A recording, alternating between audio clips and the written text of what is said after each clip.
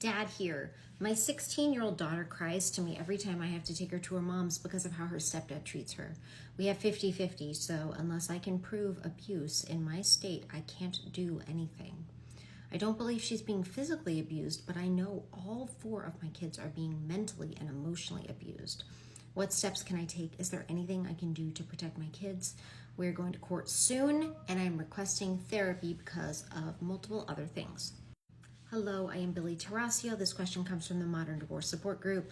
I'm glad to hear that you're going to court soon, because the only thing that you can do in this type of case is advocate for your children. And one way to do that is by going to court. Usually people behave better when they're under a microscope. So hopefully you are making your children's lives better at their mom's house by putting the pressure on and putting stepdad and mom under the microscope. Usually, when this happens, things get better for children, which in my opinion as a lawyer, I consider a win. Even if we can't take away custody, if we can make the situation for the kids better, that's awesome. Now, what can you do in terms of proving your case?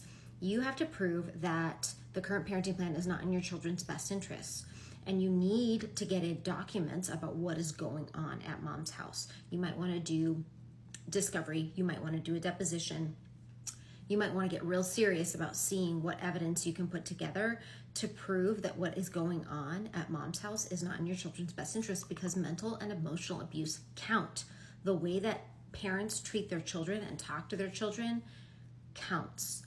Text messages between stepdad and daughter, that all gets in.